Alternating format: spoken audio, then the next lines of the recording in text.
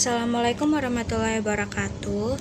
Hari ini kami dari kelompok B akan mempresentasikan risk register dan mitigasi fraud dan manajemen risiko. Sebelumnya, perkenalkan saya Salwa Pakwita dengan NPM akhir 17, lalu ada Cindy Azara NPM akhir 26, Omahan Rahman NPM akhir 195, Sekar Dani Suara NPM akhir 199, Rafika Indri Lestari NPM 239, Dirli Agista Yolan dengan NPM akhir 329, dan Yalira Enumbi dengan NPM akhir 418, dan juga Jose Sitompul dengan NPM akhir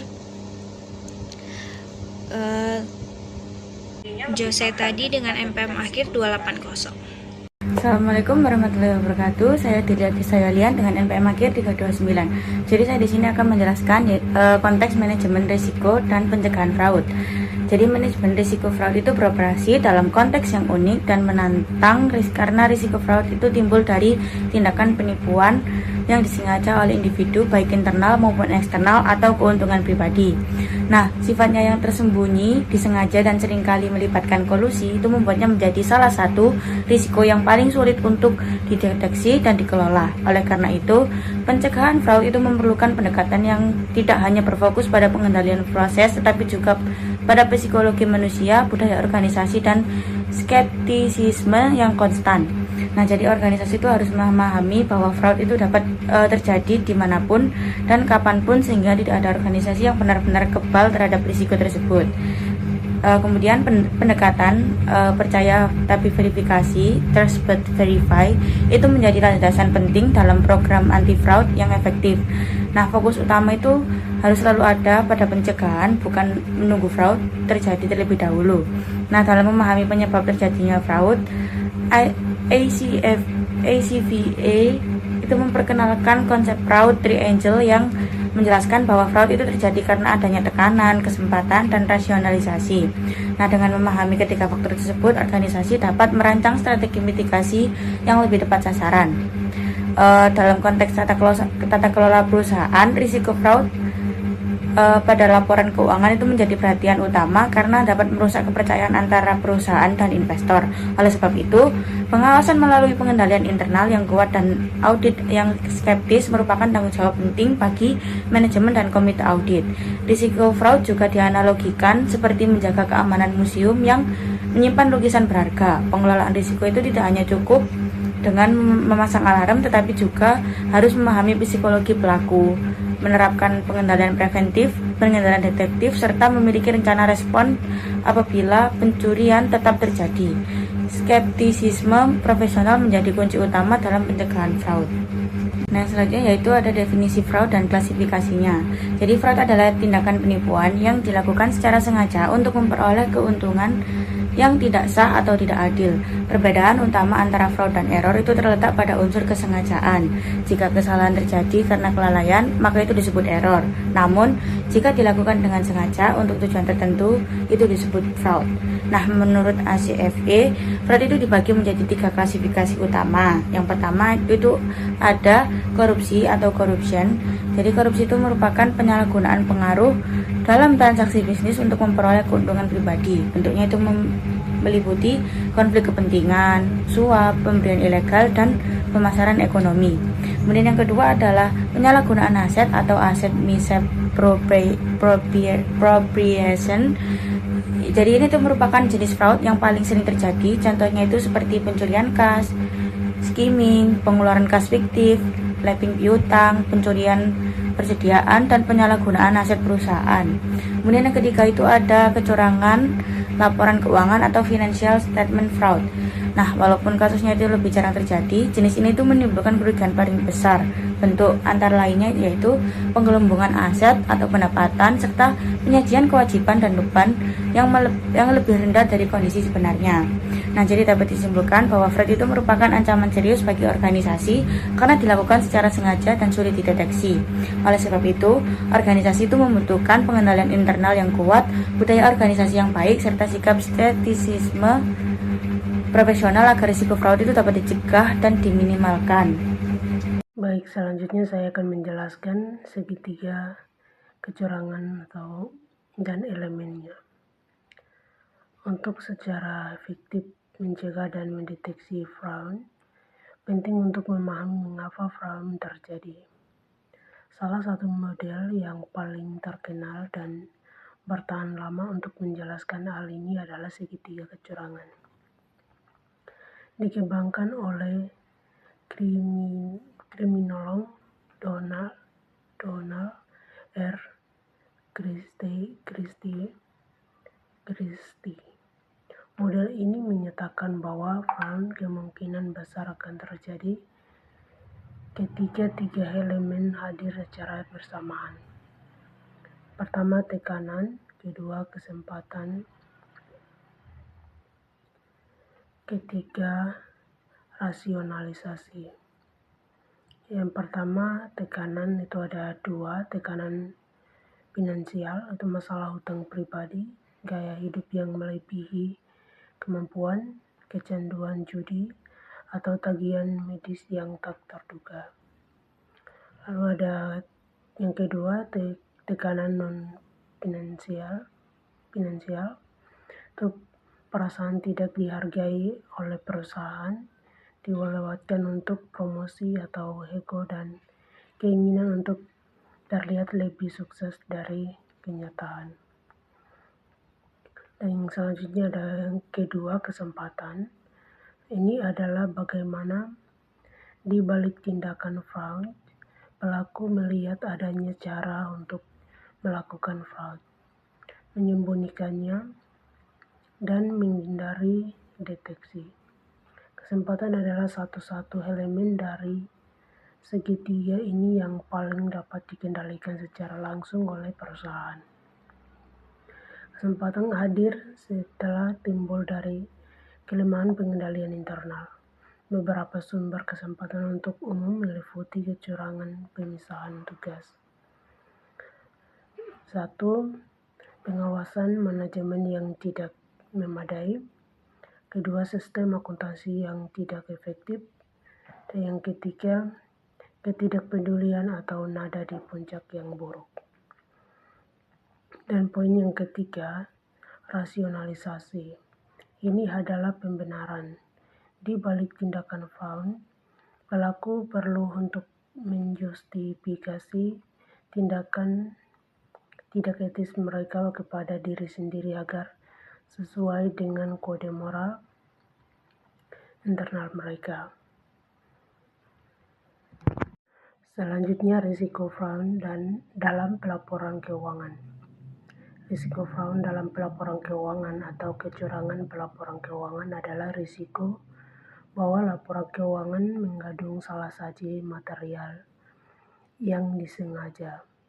Fraud jenis ini sering kali dilakukan oleh atau atas arahan manajemen senior yang memiliki kemampuan untuk mengesampingkan pengendalian internal. Tujuannya bukanlah untuk mencuri aset secara langsung, melainkan untuk menipu para pemangku kepentingan eksternal, terutama investor dan kreditur, dengan menyanyikan gambaran kinerja atau posisi keuangan perusahaan yang sering artifisial lebih baik dari kenyataan. Motivasi di balik kecurangan pelaporan keuangan seringkali terkait dengan tekanan untuk memenuhi ekspektasi analis atau target laba, untuk menjaga atau meningkatkan harga saham. Kedua, mendapatkan pembiayaan untuk menampilkan posisi keuangan untuk lebih kuat kepada bank atau calon investor. Dan yang ketiga, memenuhi komitmen utang untuk menghindari pelanggan terhadap perjanjian pinjaman yang didasarkan pada rasio keuangan tertentu. Dan ada yang satu, meningkatkan bonus atau kompensasi berbasis kinerja. Ketiga, kompensasi eksekutif terkait erat dengan laba atau harga saham yang dilaporkan. Terdapat dua kategori utama skema kecurangan laporan keuangan, yaitu pengakuan pendapatan yang tidak tepat. Ini adalah skema yang paling umum, meliputi pencatatan pendapatan fiktif, pengakuan pendapatan prematur, atau manipulasi penyesuaian pendapatan. Yang kedua, penyalahsajian lainnya. Ini mencakup berbagai skema seperti A. Kapitalisasi biaya yang tidak tepat, B. Penilaian aset yang tidak tepat, C. Menyembunyikan beban atau kewajiban, dan D. Pengungkapan yang tidak memadai. Selanjutnya, register kecurangan laporan keuangan. Risk register untuk kecurangan laporan keuangan adalah alat yang sangat penting bagi komite audit dan manajemen senior. Berbeda dengan risiko operasional, risiko ini sering kali memiliki probabilitas yang lebih rendah tetapi dampak yang bersifat katastrofik jika terjadi. Mendokumentasikannya secara formal, memastikan bahwa risiko-risiko ini mendapatkan tingkat pengawasan tertinggi dan bahwa pengendalian anti-fraud yang spesifik telah dipertimbangkan dan diimplementasikan. Proses penyusunan risk register ini seringkali merupakan bagian dari penilaian risiko keuangan yang lebih luas. Entry dalam risk register ini akan fokus pada skema-skema kecurangan pelaporan keuangan yang paling umum dan paling berisiko. Identifikasi risiko, manipulasi pendapatan. Manipulasi pendapatan bisa dilakukan karena ingin membuat pendapatan menjadi lebih baik dengan caranya membuat penjualan fiktif atau mengakui pendapatan lebih cepat. Dalam risk register, berikut adalah komponen-komponennya. Yang pertama, deskripsi yang berisi penyebab, risiko, dan dampaknya. Penyebabnya adanya tekanan yang intens untuk memenuhi target pendapatan yang ditetapkan serta keberadaan skema bonus yang sangat agresif bagi manajemen atau personal penjualan. Risikonya, personal penjualan yang berpotensi berkolusi dengan bagian akuntansi secara sengaja menciptakan dan mencatat transaksi penjualan palsu. Dampaknya, terjadi salah saji pematerial pada laporan keuangan, tersesatnya keputusan investor, rusaknya reputasi perusahaan, serta adanya risiko tuntutan hukum dan sanksi dari pihak regulator. Pengendalian yang telah berlaku yaitu kebijakan pendapatan formal, tinjauan oleh kontrol terhadap transaksi penjualan besar, dan audit eksternal tahunan. Untuk itu, rencana pelakuan agar tidak terjadi manipulasi pendapatan yaitu pertama, diwajibkan audit internal untuk melakukan prosedur analitis mendalam pada data penjualan setiap kuartal dengan fokus pada tren yang tidak biasa di akhir periode. Kedua, komite audit harus melakukan sesi privat dengan auditor eksternal untuk secara spesifik membahas risiko manipulasi pendapatan. Dan terakhir, implementasi program whistleblowing yang kuat. Kapitalisasi biaya operasional. Kapitalisasi biaya operasional yaitu menganggap biaya operasional menjadi peningkatan aset, sehingga laba yang dilaporkan akan menjadi lebih tinggi daripada yang seharusnya karena beban yang dipindah atau diakui sebagai aset. Berikut adalah penyebab, risiko, dampak, pengendalian yang berlaku, serta rencana pelakuan agar dapat mengatasi atau meminimalisir risiko kapitalisasi biaya operasional. Yang pertama, penyebab tekanan yang untuk menyembunyikan biaya operasional yang tinggi agar laporan laba rugi terlihat lebih profitable dalam jangka pendek.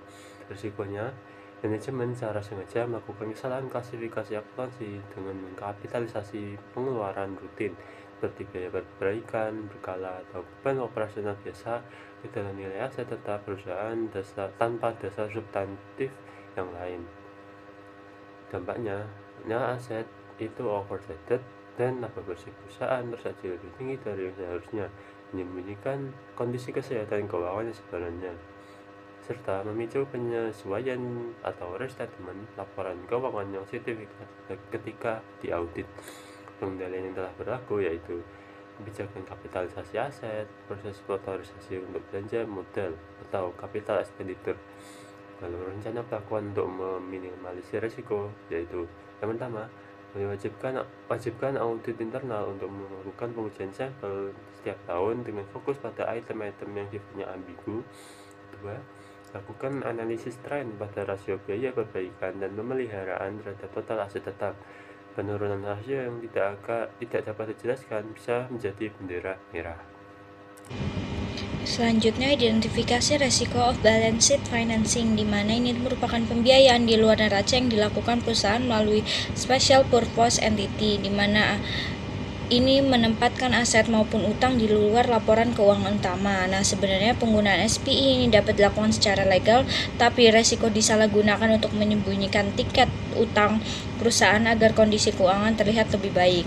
Nah, hal ini tuh dapat terjadi karena manajemen ini ingin menghindari pelanggaran perjanjian utang atau memperoleh peringkat kredit yang lebih tinggi. Dampaknya ini ketika investor dan kreditor dapat salah menilai tingkat resiko perusahaan karena utang sebenarnya tidak terlihat dalam laporan keuangan.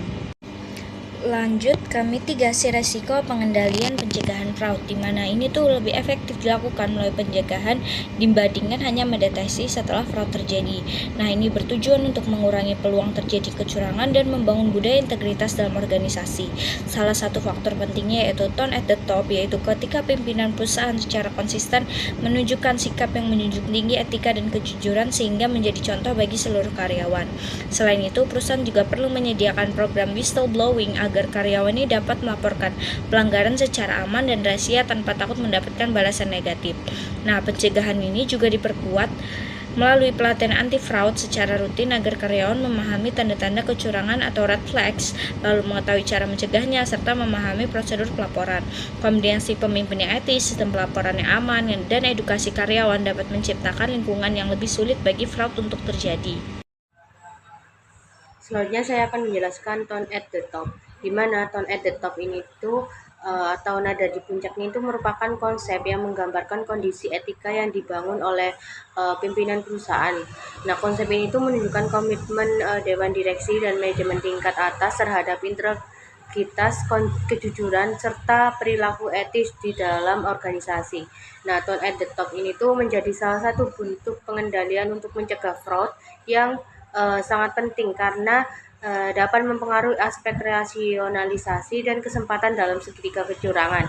Nah, apabila pemimpin itu memberikan contoh yang baik, maka karyawan ini akan terdorong untuk bekerja dengan jujur dan mematuhi peraturan yang berlaku. Nah, ada beberapa unsur penting dalam tone at the top ini tuh. Yang pertama ada komunikasi yang tegas, di mana pimpinan ini tuh secara berkala menyampaikan pentingnya penerapan kode etik, integritas, dan perilaku yang benar kepada seluruh karyawan. Nah, komunikasi yang jelas ini tuh dapat dibangun dalam pemahaman bahwa tindakan tidak etis itu tidak akan diterima dalam perusahaan. Lalu ada tindakan dan perilaku atau walk the talk, di mana pemimpinnya harus mampu menjadi contoh bagi bawahannya. Nah, tindakannya dan sikap pimpinan perlu sesuai dengan nilai etika yang telah disampaikan. Lalu ada sistem penghargaan, di mana sistem penghargaan itu merupakan perusahaan itu perlu memberikan apresiasi kepada karyawan yang bekerja secara jujur dan berperilaku secara etis, tidak hanya berdasarkan pencapaian target keuangan. Lalu yang terakhir ada pertanggungjawaban, di mana pertanggungjawaban ini tuh merupakan setiap pelanggaran etika harus ditangani dengan cepat, tegas, dan adil tanpa membedakan jabatan pelaku. Nah, tone at the top ini tuh yang kuat itu akan membentuk budaya organisasi yang positif, sehingga karyawan itu terdorong untuk melakukan tindakan yang benar. Selain itu, budaya kerja yang baik ini tuh juga membuat karyawan lebih berani melaporkan tindakan yang mencurigakan sehingga resiko fraud itu dapat ditekan. Selanjutnya saya akan menjelaskan program whistleblowing yang efektif, di mana program whistleblowing atau pelaporan pelanggaran itu merupakan suatu mekanisme resmi yang memungkinkan karyawan maupun pihak terkait lainnya itu seperti pelanggan dan pemasok atau untuk melaporkan dugaan pelanggaran hukum, etika dan kebijakan perusahaan secara rahasia tanpa khawatir akan adanya tindakan balasan. Nah, program ini itu termasuk salah satu sarana yang paling efektif dalam mendeteksi serta mencegah fraud. Nah, berdasarkan laporan AJFE, tips atau laporan dari pelapor menjadi metode yang paling umum digunakan dalam mendeteksi fraud dibandingkan cara lain seperti audit internal maupun audit eksternal. Nah, program whistleblowing itu memiliki beberapa komponen yang penting. Yang pertama yaitu berbagai saluran pelaporan, di mana karyawan itu perlu diberikan beberapa pilihan dalam menyampaikan laporan, misalnya melalui atasan langsung, departemen SDM, bagian hukum, atau hotline etika independen. Lalu yang kedua ada jaminan anti pembalasan, di mana jaminan anti pembalasan itu perusahaan tuh harus mempunyai kebijakan tertulis yang melarang segala bentuk tindakan balasan terhadap laporan yang menyampaikan laporan dengan itikat baik. Lalu yang ketiga ada proses investigasi yang jelas, di mana perusahaan itu perlu memiliki prosedur yang terstruktur untuk menerima, menilai, dan menyelidiki laporan secara objektif serta tepat waktu. Lalu yang terakhir ada komunikasi dan pelatihan, di mana program whistleblowing itu harus disosialisasikan secara luas dan berkala kepada seluruh anggota organisasi. Nah, adanya program whistleblowing itu dapat membantu perusahaan meningkatkan peluang mendeteksi fraud lebih awal sehingga kerugian itu dapat ditekan. Selanjutnya saya akan menjelaskan pelatihan dan kesadaran anti-fraud, di mana pelatihan dan kesadaran anti-fraud ini tuh merupakan salah satu bagian proaktif dalam strategi pencegahan fraud. Nah, program ini tuh bertujuan untuk memberikan pemahaman kepada karyawan di semua tingkatan mengenai risiko fraud. Cara mendeteksinya itu serta langkah yang harus dilakukan apabila menemukan indikasi pelanggaran. Karyawan yang memiliki pengetahuan yang baik ini tuh mengenai fraud dapat menjadi garis pertahanan pertama dalam organisasi. Nah, program pelatihan kesadaran anti fraud ini tuh yang efektif itu biasanya memuat beberapa aspek. Yang pertama ada pengertian dan bentuk fraud, di mana anti fraud ini tuh memberikan contoh bentuk fraud yang sesuai dengan bidang industri atau pekerjaan karyawan, seperti manipulasi komisi pada bagian penjualan maupun penggunaan vendor fiktif pada bagian utang usaha. Lalu ada bendera merah atau red flag, di mana itu memberikan pemahaman kepada karyawan mengenai berbagai tanda atau kejanggalan yang dapat menunjukkan adanya fraud. Lalu ada kode etik dan kebijakan terkait. Ini tuh mengingatkan kembali karyawan mengenai kode etik perusahaan dan kebijakan tertentu seperti aturan mengenai pemberian hadiah atau konflik kepentingan. Lalu yang keempat ada tanggung jawab individu. Ini tuh menekankan bahwa upaya pencegahan dan pendeteksian fraud ini tuh merupakan tanggung jawab seluruh individu di dalam organisasi, bukan hanya tugas manajemen. Lalu yang terakhir ada mekanisme pelaporan. Nah, mekanisme pelaporan itu memberikan penjelasan yang jelas mengenai prosedur pelaporan dugaan fraud melalui sistem whistleblowing yang dimiliki perusahaan. Nah, pelatihan ini tuh perlu dilakukan secara berkala, setidaknya 1 kali dalam setahun, dan dijadikan bagian dari program orientasi bagi karyawan baru.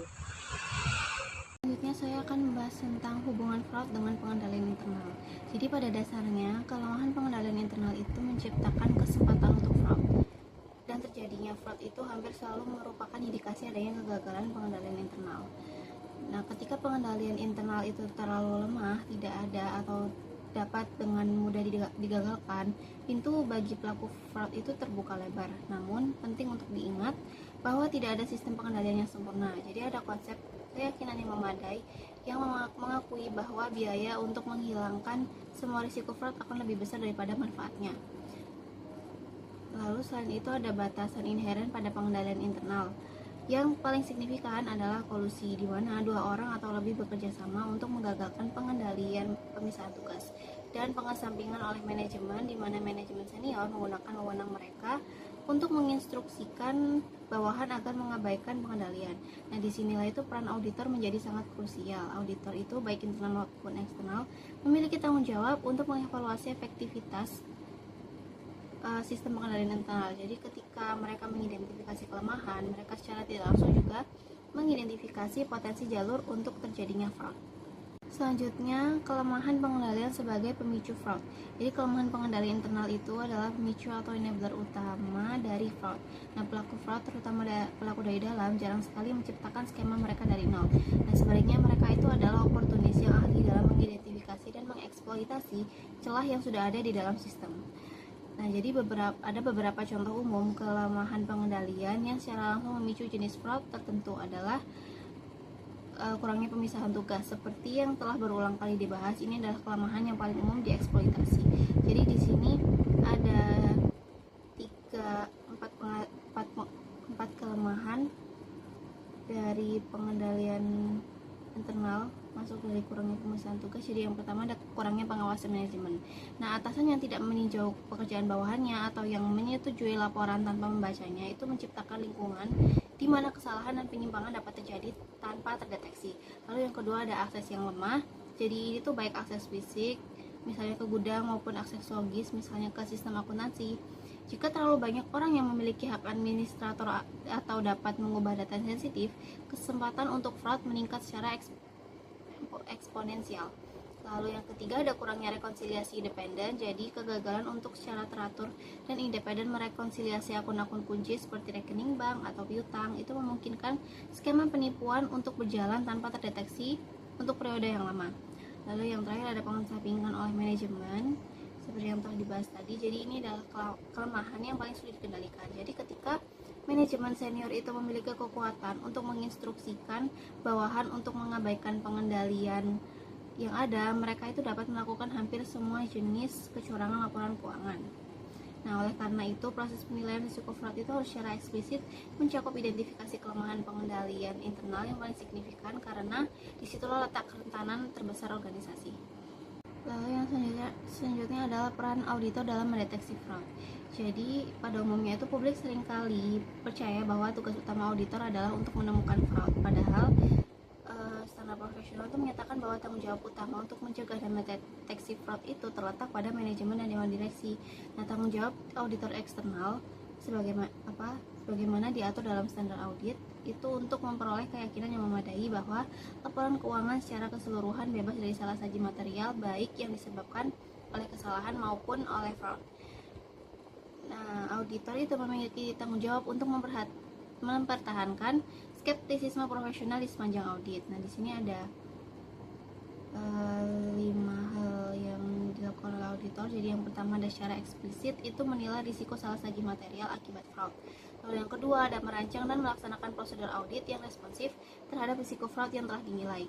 Yang ketiga ada mengevaluasi bukti audit dan mengkomunikasikan setiap temuan fraud atau dugaan fraud kepada tingkat manajemen yang sesuai dan kepada komite audit. Nah, namun karena biasanya sifat fraud ini tersembunyi, audit yang direncanakan dan dilaksanakan dengan baik pun mungkin tidak dapat mendeteksi salah saji material akibat fraud. Jadi, di sini peran auditor internal itu sedikit berbeda dan seringkali lebih proaktif. Nah, meskipun mereka juga tidak diharapkan untuk menjadi penjamin mutlak terhadap fraud, standar IIA itu mengharuskan auditor internal untuk memiliki pengetahuan yang cukup untuk mengevaluasi risiko fraud dan cara organisasi mengelolanya. Nah, peran mereka itu meliputi mengevaluasi efektivitas program manajemen risiko fraud yang dimiliki organisasi. Lalu yang keempat ada memasukkan pertimbangan risiko fraud ke dalam perencanaan setiap penugasan audit, dan yang terakhir waspada terhadap bendera merah fraud selama pekerjaan audit mereka. Di sini kita akan membahas implementasi forensik akuntansi. Jadi akuntansi forensik itu penerapan keahlian akuntansi audit dan investigasi untuk menyelesaikan perselisihan hukum atau keuangan. Nah, berbeda dengan auditor yang memiliki tujuan untuk memberikan opini, akuntan forensik ini memiliki tujuan untuk menentukan apakah fraud ini benar-benar terjadi, siapa saja yang melakukannya, dan bagaimana caranya, serta berapa kerugiannya. Dan tidak hanya itu, mereka juga mengumpulkan bukti yang cukup kuat untuk dapat digunakan di pengadilan. Jadi, implementasi akuntansi forensik dalam sebuah investigasi fraud biasanya mencakup beberapa tahapan. Yang pertama ada perencanaan investigasi, di mana di sini kita akan menentukan ruang lingkup, tujuan, dan metodologi investigasi. Lalu selanjutnya kita akan masuk ke tahap pengumpulan bukti, di mana kita akan mengumpulkan bukti secara sistematis dengan menggunakan berbagai teknik seperti analisis data, wawancara investigatif, analisis data forensik, dan juga pengawasan. Lalu selanjutnya ada analisis dan pelaporan, di mana kita akan menganalisis semua bukti yang terkumpul, menyimpulkan temuan, menghitung kerugian, dan menyusun laporan investigasi yang detail. Nah, selanjutnya teknik penjamin risiko terhadap fraud dan penutup. Jadi, salah satu teknik penjamin yang paling fundamental adalah pelaksanaan penilaian risiko kecurangan atau fraud risk assessment yang terintegrasi. Nah, proses ini itu secara sistematis mengidentifikasi skema fraud yang paling mungkin terjadi, menilai kemungkinan dan juga dampaknya, mengevaluasi efektivitas pengendalian anti fraud yang ada, dan merumuskan respon untuk setiap kesenjangan yang teridentifikasi. Nah, untuk memberikan jaminan atas transaksi sehari-hari, teknik pemantauan transaksi yang mencurigakan ini menjadi sangat penting.